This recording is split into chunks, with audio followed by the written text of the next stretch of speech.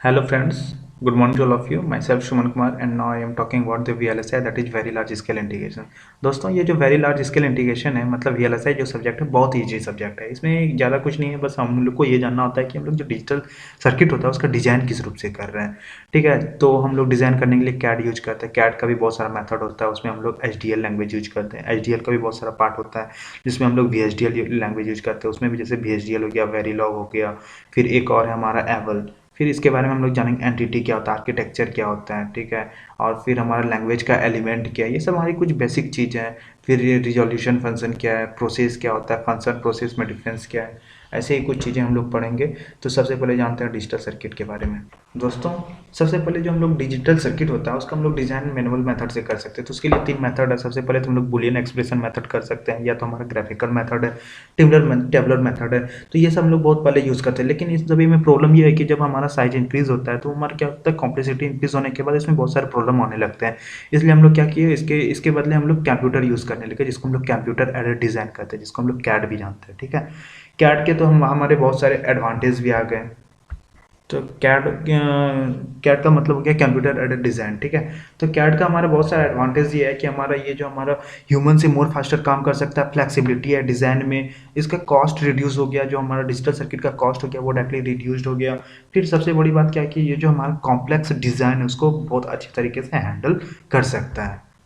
अब इसके बाद हम लोग जानते हैं डिज़ाइन एंट्री। डिज़ाइन एंट्री क्या है, ये एक प्रकार का प्रोसेस है जो कि हम जैसे हम लोग डिज़ाइन सिस्टम जो डिज़ाइन एंट्री है, ठीक है, ये क्या करता है ना, हमारा जो भी सॉफ्टवेयर टूल के मदद से हमारा फंक्शनलिटी ऑफ डिज़ाइन इंटर कर देता है हमारा वो कैड सिस्टम है। जो हमारा कैड सिस्टम होता है उसमें मतलब ऐसे कर सकते हैं हम लोग, design entry is the process of entering the functionality of design using the statement tool. ठीक है, तो मतलब इसका मतलब ये हो गया कि हमारा जो सॉफ्टवेयर टूल्स की मदद से हम जो है डिज़ाइन डिजिटल सर्किट का जो डिज़ाइन होता है वो हम कंप्यूटर सिस्टम में क्या कर सकते डाल सकते हैं, जिसके तहत हम लोग क्या कर सकते हैं, डिजिटल सर्किट को डिज़ाइन कर सकते हैं। ये हमारा तीन मेथड होता है। ठीक है, सबसे पहला मेथड तो हम लोग ट्रूथ टेबल की मदद से कर सकते हैं, दूसरा हो गया स्कीमेटिक, और तीसरा हमारा एसडीएल लैंग्वेज होता है। ठीक है, तो हमारा डिज़ाइन एंट्री हो गया, ट्रूथ टेबल से स्कीमेटिक हो गया, एक एसडीएल लैंग्वेज से हम लोग क्या करते हैं, डिज़ाइन एंट्री को हम लोग रेडी कर सकते हैं। तो हम लोग इसमें पढ़ेंगे SDL language. SDL is language stand for hardware description language. तो इससे पहले हम लोग हार्डवेयर डिस्क्रिप्शन लैंग्वेज से पहले हम लोग जानते हैं कि थोड़ा जो हमारा ये है आईसी टेक्नोलॉजी। तो सबसे पहले हमारा आईसी टेक्नोलॉजी 1961 में आया हुआ था। 14 साल ट्रांजिस्टर जो हमारा 1947 में हमारा ट्रांजिस्टर डेवलप हुआ था, उसके 14 ईयर के बाद हमारा आईसीस आया था।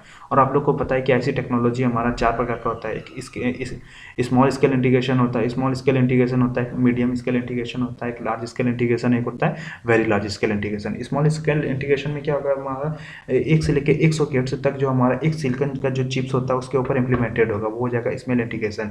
ये हमारा 1960 में डेवलप किया था, इसका यूज़ हम लोग गेट में करते हैं, ओपेम्स में करते हैं। मीडियम स्केल इंटीग्रेशन में क्या हो गया, हमारा 100 से लेके 1000 गेट्स तक हमारा इंप्लीमेंटेड होगा ऑन द सिलिकॉन चिप, और ये हमारा डेवलप हुआ था 1965 में। इसका यूज़ हम लोग फिल्टर्स में करते हैं।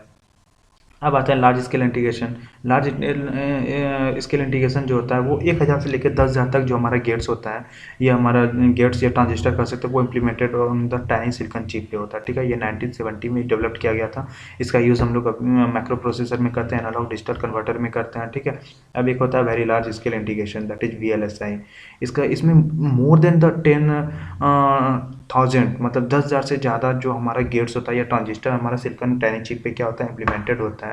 ये हमारा डेवलप 1975 में हुआ था। इसका यूज़ हम लोग मेमोरी में करते हैं, डिजिटल सिग्नल प्रोसेसिंग में करते हैं। और फिर हमारा जो डेवलपमेंट हो गया PLDs एंड कैड टूल, ये हमारा VLSI डिज़ाइन का जो है सिनेरियो ही पूरा चेंज कर दिया। अब हम लोग जानते हैं hardware description language, that is HDL। तो दोस्त ये है हमारा हार्डवेयर डिस्क्रिप्शन लैंग्वेज। ठीक है, HDL ये हमारा लैंग्वेज जो है डिजिटल सर्किट को डिज़ाइन करने के लिए हम लोग यूज़ करते हैं। ऐसे तो हम लोग कर सकते हैं कि ये हमारा तीन टाइप का होता है। ठीक है, हमारा VHDL होता है, वेरीलॉग होता है, कैबल होता है। अब हम लोग जानते हैं VHDL के बारे में। एक्चुअली VHDL क्या होता है, ये जो हमारा VHDL है, VHDL मेनली क्या होता है, very high speed integrated circuit hardware description language. ठीक है, ये हमारा ऐसे आप कर सकते हो, ये heart of electronics design productivity है। ठीक है, PHDL has been at the heart of electronics design productivity. ये हमारा US जो है हमारा डेवलप्ड किया था डिपार्टमेंट ऑफ डिफेंस। ठीक है, 1992 में। और हमारा जो ओरिजिनेटेड हुआ था वो हमारा IBM किया हुआ था, IBM किया हुआ था। ठीक है। अब हमारा ये जो हमारा VHDL है, अभी हमारा तीनों में से हम लोग VHDL स्टैंडर्ड जो हमारा लैंग्वेज है वो VHDL है, जो IEEE के द्वारा निर्धारित किया गया था। IEEE stands for institute of electrical and electronics engineering, ठीक है, ये हमारा। और ये जो हमारा VHDL है उसका दो वर्जन है, दो वर्जन ये है IEEE 1076 कह सकते हो आप, उसी में से दो वर्जन इसका निकल जाता है। IEEE 1076 83 and 1076 93, that is one version, and another is 1076 87 and 1076 93।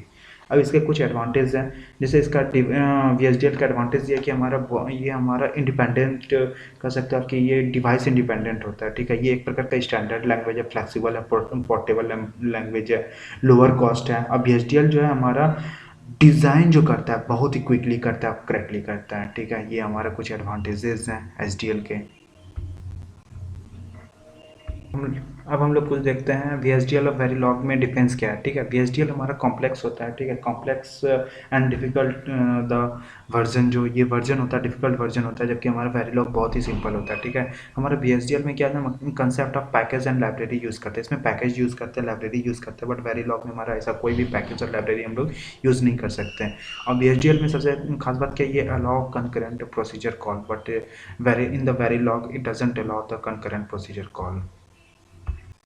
Language element में हम लोग चार मूल्य रूप से जो है हम लोग चार चीज़ यूज़ करते हैं। पहला आइडेंटिफायर है, ऑब्जेक्टिव टाइप है, फिर आपका डाटा टाइप हो गया, एक ऑपरेटर हो गया। आइडेंटिफायर करने का मतलब क्या, जैसे कि हमारा इसमें यूज़र डिफाइंड नेम जो होता है, जैसे हम लोग कोई सिग्नल्स है, ठीक है, सिग्नल है हमारा, फंक्शन है, एंटिटी है, आर्किटेक्चर है, सब प्रोग्राम है, ये कांस्टेंट है, ये वेरिएबल है, इसमें हम लोग क्या करते हैं, यूज़र डिफाइंड नेम इसके लिए हमें दिया जाता है with the help of identifier, ठीक है।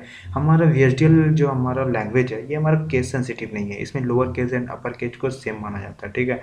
और इसमें जो आइडेंटिफायर है वो हम स्टार्ट तो लेटर से होगा, लेकिन कभी भी अंडर स्कोर पे जाके अंडर स्कोर जो होता है वो उस पर ख़त्म नहीं होगा, ठीक है। और आइडेंटिफायर के बीच में हम लोग स्पेस नहीं देते हैं। ये हो गया मेरा आइडेंटिफायर के बारे में। अब देखिए ऑब्जेक्ट टाइप क्या करने का मतलब हो गया कि ये constant variable signal object type है, ठीक है। कांस्टेंट में क्या हो गया कि एक बार अगर हम लोग ये कर सकते हो आप, अगर एक बार हम लोग प्रोग्राम में एग्जीक्यूशन हो रहा है, अगर एक बार वैल्यू अगर हम दे दिए और वो वैल्यू हम चेंज नहीं कर सके तो उसको हम लोग कांस्टेंट कहेंगे। अगर हम चेंज कर लेंगे उसको वेरिएबल कहेंगे। और सिग्नल क्या हो गया, सिग्नल एक प्रकार का वायर्स है, जो हमारा वायर्स होता है। Signal is nothing but the wire inside the ICs which are used to connect the different type of component in the digital system. Data type जो होता है वो हमारा फाइल हो गया, एसएस हो गया, स्केलर हो गया, कंपोजिट हो गया, ठीक है। ये आपका डाटा टाइप हो गया।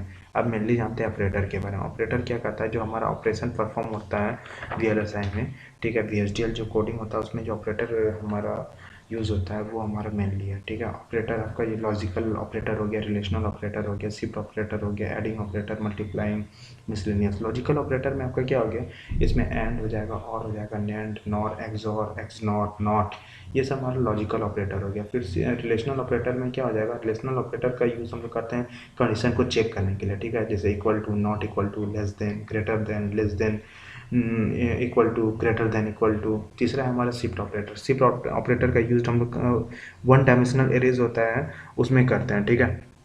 जैसे shift left logically, shift right logically, shift left arithmetically, shift right arithmetically, rotate left logically, rotate right logically, ये सब हमारा क्या है, शिफ्ट ऑपरेटर है। अब हम लोग जानते हैं एडिशन ऑपरेटर। एडिशन तो आपको पता है, ये प्लस अगर साइन होगा तो उसका यूज़ हम लोग करते हैं एडिशन ऑपरेशन के लिए, माइनस है तो उसका यूज़ हम लोग करते हैं सब्ट्रैक्शन के लिए। और एक हमारा यूज़ होता है कंसाटेंटेशनल ऑपरेशन, जैसे BA है, ठीक है, और वो साइन दीजिए डबल एल लिखिए तो वो हमारा क्या आ जाएगा, रिजल्ट बॉल आ जाएगा। ये हमारा एडिशन ऑपरेटर था, ठीक है। मल्टीप्लिकेशन में हो गया, मल्टीप्लिकेशन के लिए तो मल्टीप्लिकेशन का जो साइन होगा वो मल्टीप्लिकेशन हमारा ऑपरेटर होगा। डिवीजन ऑपरेटर है, मॉडुलस ऑपरेटर है, रिमाइंडर ऑपरेटर है। एक हो गया हमारा मिसलेनियस ऑपरेटर होता है। मिसलेनियस ऑपरेटर में एक होता है मेरा एब्सोल्यूट ऑपरेटर, एक होता है डबल स्टार कर दीजिएगा तो हो जाएगा वो एक्सपोनेंशियल ऑपरेटर, ठीक है। जैसे 2 डबल स्टार 8 कर दीजिएगा तो उसका वैल्यू 2 पे पावर 56, क्योंकि 2 पे पावर 8 कितना होता है, 256, ठीक है, इसलिए इसका वैल्यू हो जाएगा 256।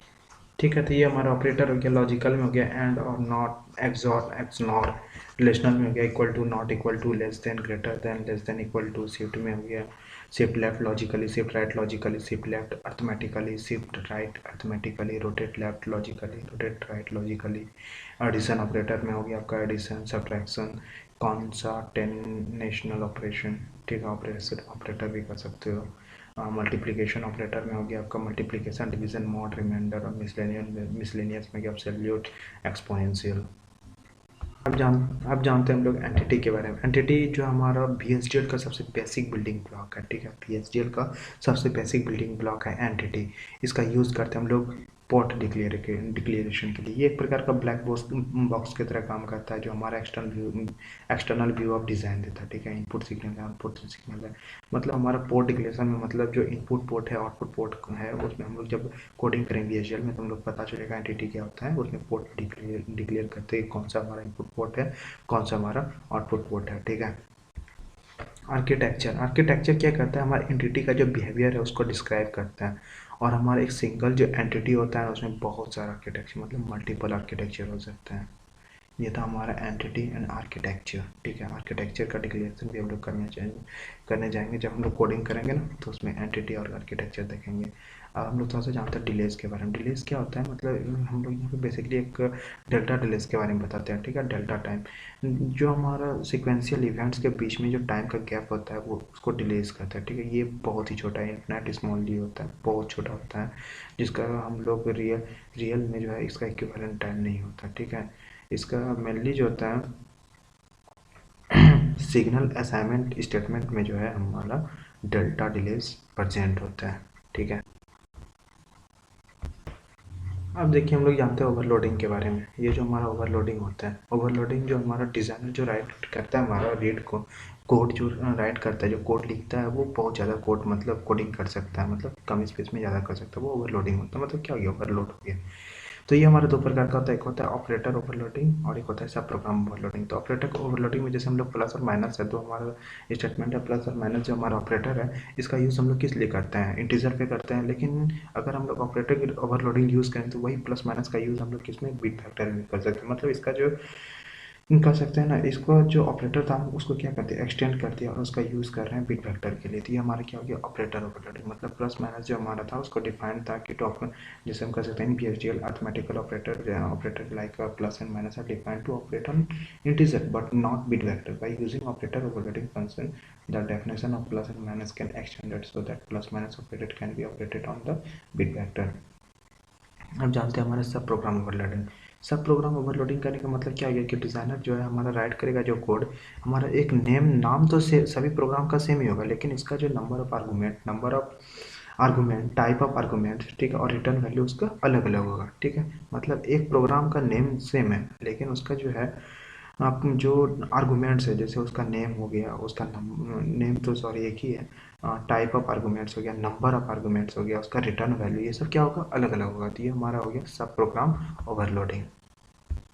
अब हम लोग जानते हैं simulation and synthesis. Simulation and synthesis मतलब क्या होता है, सिमुलेशन एक प्रोसेस है वेरीफाइंग द लॉजिक जो हम लोग डिज़ाइन करते हैं, जो हमारा डिजिटल सिस्टम को जब हम लोग डिज़ाइन कर देते हैं तो उसके बाद हमारा क्या होता है, सिमुलेशन करना का पड़ता है। मतलब उसको जो प्रोसेस है उसको वेरीफाई करना पड़ता है। मतलब इसका कहने का मतलब ये हो गया कि हमारा फंक्शनैलिटी ऑफ द डिज़ाइन है उसको वेरीफाई करना पड़ेगा with the help of simulation. Simulation जैसे ही होगा उसके बाद हमको सिंथेसिस करना पड़ेगा। मतलब इसको क्या करना होगा, जो हमारा सॉफ्टवेयर टूल्स है, high level language, description language, उसको क्या कर देंगे हम लोग एक्चुअल कंपोनेंट में करेंगे। मतलब इसको जो है मशीन लैंग्वेज में कन्वर्ट करेंगे with the help of compiler, ठीक है।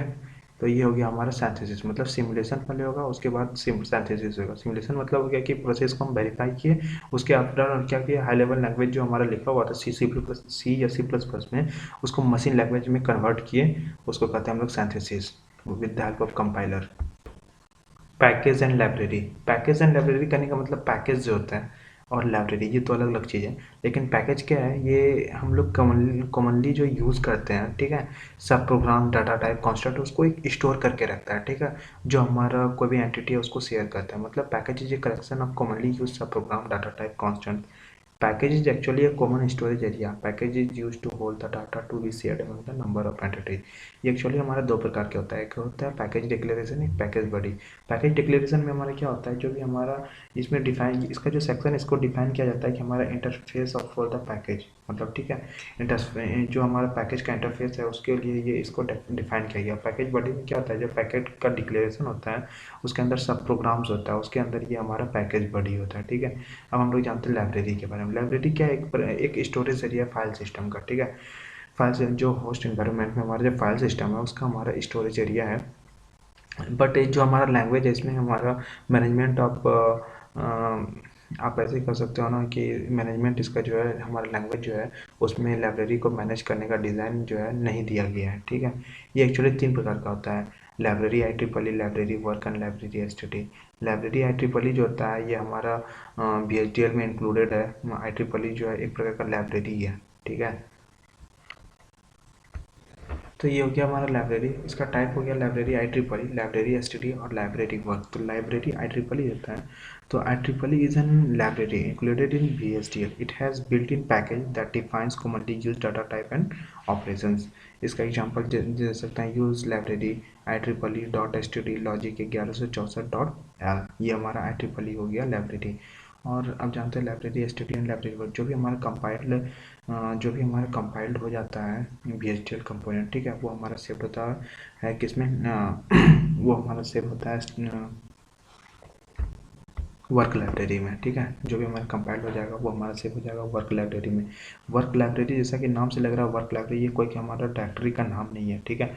ये हमारा कोई डायरेक्टरी का नेम नहीं है पीसी का, ठीक है। ये हमारा लॉजिकल नेम है, ठीक है। कोई भी हमारा compiled component stored in library, package भी हमारे लाइब्रेरी में ही स्टोर होता है। और VHDL का जो लैंग्वेज होता है उसको इस प्रकार से स्टैंडर्डाइज किया जाता है और डिफाइन किया जाता है ना कि हमारा लाइब्रेरी वर्क एंड स्टडी हमेशा जो है विजिबल हो। अब हम लोग जानते हैं जेनरिक के बारे में। जेनरिक क्या होता है, use for the pass the information into entities. ये हमारा इन्फॉर्मेशन को पास करता है एंटिटीज में, ठीक है। ये हो गया हमारा generic. Generic are the parameter that are use to pass information into entities. Okay, generic of an entities are declared along with its part in entity declaration। मतलब ये क्या कि जो हमारा एंटिटी का जो जेनरिक्स है वो डिक्लेयर होता है हमारा एंटिटी डिक्लेरेशन के साथ, ठीक है। और जेनरिक डिक्लेरेशन जो हमारा जेनरिक डिक्लेरेशन जो उनका हमारा जो एक कांस्टेंट टाइप है उसका वैल्यू हमारा इन सभी के बीच में से कोई एक होगा। जैसे हो गया entity declaration, component declaration, configure specification, configure declaration, इन सभी से हमारा कोई हमारा एक होगा जो हमारा स्पेसिफाइड वैल्यू जो हमारा कांस्टेंट ऑब्जेक्ट होता है, ठीक है। इसका सिंटैक्स ऐसे कर सकते हैं, जेनरिक इंटरफेस लिस्ट, ये हमारा इसका सिंटैक्स होता है। अब हम लोग जानते हैं रिजोल्यूशन फंक्शन के बारे में। अब हम लोग जानते हैं रिजोल्यूशन फंक्शन के बारे में। Resolution function is use to return the value of a signal when the signal is defined by multiple tracks. मतलब क्या हो गया कि जो हमारा रिजोल्यूशन फंक्शन है, ठीक है, सपोज दैट दो एंड गेट है, उसका आउटपुट निकलेगा, दोनों का आउटपुट एक जगह निकलेगा, उसको हम सपोज दैट क्या कर दिए, इन्वर्टेड कर दिए, तो दोनों का जो कॉमन आउटपुट निकलेगा वो हमारा रिजोल्यूशन फंक्शन वहाँ पे यूज़ करना पड़ेगा, ठीक है। वो हमारा रिजोल्यूशन फंक्शन होगा। मतलब जैसे टू जो एंड गेट या और गेट था वो एक कॉमन सिग्नल निकालेगा, ठीक है। सपोज दैट उसको R1 मान लेते हो, जिसको हम लोग क्या करेंगे, इन्वर्टेड करेंगे, तो ये हमारा रिजोल्यूशन फंक्शन हो गया। मतलब दो सिग्नल को एक में आउटपुट दे दिया, वो हमारा रिजोल्यूशन फंक्शन हो गया, ठीक है। अब जानते हैं स्टेटमेंट के बारे में। इसमें हमारा दो स्टेटमेंट होता है, कंकरेंट स्टेटमेंट होता है, सीक्वेंशियल स्टेटमेंट होता है। कंकरेंट स्टेटमेंट में हमारा क्या होता है, जो भी हमारा सिग्नल्स होता है, ठीक है, वो हमारा एक ही साथ क्या कर देता है, एग्जीक्यूट कर जाता है। इसको हम लोग कंकरेंट स्टेटमेंट कहते हैं। कंकरेंट स्टेटमेंट हमारा जो स्टेटमेंट होता है वो मल्टीप्लेक्सर के स्ट्रक्चर में होता है। बट ये स्टोरेज, इसमें ये हमारा स्टोरेज के लिए हम लोग इसको यूज़ नहीं कर सकते, ठीक है। इसमें कोई भी स्टोरेज नहीं होता है क्योंकि ये हमारा फ्लिप फ्लॉप्स की तरह स्टोरेज नहीं कर सकता। सिक्वेंशियल स्टेटमेंट में क्या हो गया कि एक के बाद एक हमारा क्या करेगा, एग्जीक्यूट करेगा। जिस ऑर्डर में हमारा राइट किया होगा हमारा, ठीक है, हमारा सीक्वेंस जिस ऑर्डर में भी राइट किया होगा उसी ऑर्डर में इसको एग्जीक्यूट सेम करेगा। उसको हम लोग क्या करते हैं, सीक्वेंशियल स्टेटमेंट। कंकरेंट स्टेटमेंट में जो हमारा इसका टाइप है प्रोसेस। ये जो कंकरेंट स्टेटमेंट है इसका हम बहुत सारे एग्जांपल, जैसे आपका हो गया ब्लॉक स्टेटमेंट, हमारा कंकरेंट स्टेटमेंट का टाइप है। एक हो गया generic statement, generate statement, process statement. Process statement जो है हमारा कंकरेंट स्टेटमेंट है एक process statement is itself concurrent statement, लेकिन इसमें जो प्रोसेस होता है वो हमारा सीक्वेंशियली एग्जीक्यूट करता है, ठीक है, मतलब एक के बाद एक एग्जीक्यूट करता है। अब देखिए सीक्वेंशियल स्टेटमेंट में आपका हो गया if statement, case statement, null statement, loop statement, exit statement, next statement, assert and report statement. If statement में क्या हो जाएगा कि अगर कोई कंडीशन इफ लगा दो, कंडीशन हुआ कोई स्टेटमेंट तो, अगर नहीं हुआ तो ख़त्म हो जाएगा, ठीक है। एल्स इफ वैसे ही होता है, मतलब कोई कंडीशन अगर if statement one, suppose that condition one है, then statement one, else if condition two, then statement two, else statement three in if. आप समझ पा रहे हैं हम क्या बोलना चाह रहे हैं? मतलब कोई condition, suppose that condition one true है तो स्टेटमेंट वन हो जाएगा, ठीक है, एग्जीक्यूट हो जाएगा, अदरवाइज स्टेटमेंट टू जो है एग्जीक्यूट हो जाएगा, या अदरवाइज स्टेटमेंट थ्री एग्जीक्यूट हो जाएगा। दूसरा है हमारा केस स्टेटमेंट। केस जब हमारा बहुत सारा एक्सप्रेशन होता है उसमें से एक वैल्यू, एक एक्सप्रेशन को सिलेक्ट करने के लिए हम लोग कैच स्टेटमेंट यूज करते हैं, ठीक है, कैच स्टेटमेंट यूज करते हैं। एक होता है हमारा लूप स्टेटमेंट। लूप स्टेटमेंट जो हमारा सिक्वेंशियल स्टेटमेंट है उसको फिर से हमको रिपीट करने के लिए लूप स्टेटमेंट का यूज़ करते हैं। एक होता है एग्जिट स्टेटमेंट। एग्जिट स्टेटमेंट का यूज हम लोग लूप से बाहर निकलने के लिए, इंटायरली टर्मिनेट करने के लिए एग्जिट स्टेटमेंट का यूज़ करते हैं। एक होता है हमारा नेक्स्ट स्टेटमेंट। ये हमारा अनदर टाइप ऑफ स्टेटमेंट है जो हमारा लूप्स को हमारा कंट्रोल कर सकता है। नहीं, एसर्ट एंड रिपोर्ट स्टेटमेंट, इसमें क्या होता है ना कि इसका यूज़ हम लोग करते हैं, मेनली हम लोग यूज़ करते हैं एरर मैनेजमेंट के लिए, ठीक है। अगर हमारा एसर्ट होगा, एरर पहले चेक होगा, पहले एक कंडीशन होगा, एसर्ट जो भेजिएगा, एसर्ट जो भेजेगा तो उसमें कंडीशन चेक करेगा, रिपोर्ट में मैसेज आएगा, फिर सेवरिटी में एरर लेवल शो करेगा। एक होता है नल स्टेटमेंट। अगर कोई भी फंक्शन कोई भी वैल्यू नहीं आया तो वहाँ पे आप नल लगा सकते हो। सपोज दैट अब हम लोग यहाँ पे जो है VHDL कोड बनाने वाला है, ठीक है। ये एप्लीकेशन है, मेन एप्लीकेशन। VHDL कोड कैसे राइट करते हैं वो यहाँ पे हम लोग सीखेंगे। फुल एडर है, ठीक है। इसमें सपोज फुल एडर है, 3 इनपुट होगा, ABC, सम होगा, कैरी होगा। सम क्या होगा, A XOR B XOR C हो जाएगा। अब कैरी होगा क्या, कैरी आप क्या बोल सकते हैं इसको बताइए, A एंड B और B एंड C और A एंड C, ये हो जाएगा मेरा कैरी। तो इसमें सबसे पहले जो हम लोग VHDL कोड लिखेंगे, सबसे पहले उसमें लाइब्रेरी लिखेंगे, ठीक है। लाइब्रेरी का पार्ट जो हम लोग यूज़ किए हुए थे, लाइब्रेरी, उसको लिखना है। उसके बाद एंटिटी को डिक्लेयर करना है, फिर आर्किटेक्चर डिक्लेयर करना है, फिर क्या, फिर तो खत्म हो जाएगा। पहले लाइब्रेरी लिखेंगे, एंटिटी को डिक्लेयर करेंगे, एंटिटी को एंड करेंगे, आर्किटेक्चर डिक्लेयर करेंगे, आर्किटेक्चर को एंड करेंगे। बस ये हमारा कोड हो जाएगा। 3 ही सेक्शन है मेनली इसमें। चलिए देखते हैं आगे। सबसे पहले इसमें use IEEE dot std logic 1164 dot all, ये हमारा लाइब्रेरी पोर्शन हो गया, ये वाला पोर्शन। उसके बाद एंटिटी लिखें, एंटिटी ऑफ उसका नेम डाल दिए, फुल एडर इज पोर्ट। उसमें बताया था आप इसमें क्या होता है, पोर्ट एंटिटी का यूज़ हम लोग पोर्ट डिक्लेरेशन में करते हैं, बस वही डिक्लेयर करें पोर्ट। ABC मेरा इनपुट था फिगर में, ठीक है, ABC इनपुट है इसलिए in std logic. Sum and carry क्या हमारा आउट std लॉजिक, मतलब आउटपुट उसमें आएगा तो सम क्या लिख दिया हम, आउट std लॉजिक। और फिर इसको क्या करते हैं, इंड कर दिया फुल एडर को, ठीक है। Entity of full adder is port दे दिए। यहाँ पे इन std लॉजिक और आउट std लॉजिक सभी में लिखना है। बस यहाँ पे इनपुट के बदले जो जो चेंजेस होगा इनपुट में या आउटपुट में, यहाँ पे नेम भी आप जो चेंज कर सकते हो। यहाँ नेम हमारा कोई नेसेसिटी नहीं है, फुल एडर लिखें, आप कुछ भी लिख सकते हो यहाँ पे फुल नेम जो आप समझ जाओ, ठीक है। अब हम लोग यहाँ पे क्या करेंगे, हम लोग डिक्लेयर करेंगे आर्किटेक्चर को। ये देखिए यहाँ तक हमारा जो है फुल एडर को क्या करती है, एंटिटी हम लोग डिक्लेयर कर चुके थे। अब क्या करता है, पर्सन आता है आर्किटेक्चर, तो आर्किटेक्चर फिर से आर्किटेक्चर का कोई नाम रखते हैं, जैसे फुल एडर। यहाँ पे शॉर्टकट हम लिखते हैं ARCH, यहाँ पे आप कुछ भी लिख सकते हो। अब फुल एडर जो हमारा ये एंटिटी का नाम था ना, ये वाला फुल एडर, बस वहीं पे यहाँ पे लिख देंगे फुल एडर इज बिगिन आपको देना है। उसके बाद सम, एक आउटपुट क्या था उसका इक्वेशन होता है sum less than equal to A XOR B XOR C। जहाँ तक फुल एडर होता है, फुल एडर का यूज़ हम लोग किस लिए करते हैं, जो हमारा 2 बिट से ज़्यादा होता है उसको एडिशन करने के लिए हम लोग यूज करते हैं। तो उसमें हम लोग DCLD जो भी पढ़े होंगे तो उसमें आपको पता होगा कि सम जो है A XOR B XOR C होता है, बस वही लिख दिए। कैरी क्या होता है, A एंड B, मतलब AB plus BC plus CA, यही होता है ना, बस उसी को सिंपली यहाँ पे ऐसे करके ऑपरेटर में लिख दिए। फिर उसको क्या करना है, इंड करना है। उसका इंड आर्किटेक्चर का नाम क्या है, फुल एडर आर्क। बस ये चीज़ हो गया हमारा उसका कोडिंग, ठीक है। बस सभी में ये चीज़ करना, ये तो हमारा पोर्शन नेसेसरी है। यूज IEEE ये वाला पोर्शन तो हमारा सभी में आएगा। फिर एंटिटी ऑफ जो भी दिया होगा उसको नहीं, आपने यहाँ पर नाम रख दीजिए जिसका भी नाम है। फिर पोर्ट डिक्लेरेशन का जो इनपुट क्या है, उसमें आउटपुट पोर्ट क्या है, बस इसको क्लोज कर देंगे। आर्किटेक्चर फिर उसका जो अपना नाम डालना है, और यहाँ पे ये वाला पोर्शन जो है उसमें एंटिटी का नाम, बस उसका अंदर जो रिजल्ट है उसको आप अपने यहाँ पे जो है जो भी उसका कंडीशन फुलफिल करता है स्टेटमेंट है वो लिख दीजिए, और उसको क्या कर दीजिए, क्लोज कर दीजिए। ये हमारा VHDL का कोडिंग, ठीक है। बस बिल्कुल आसान है। ऐसे आप बहुत कुछ और भी टाइप का मतलब एग्जांपल देख सकते हैं। चलिए ठीक है, आज के लिए इतना ही, फिर मिलते हैं। Thank you for watching.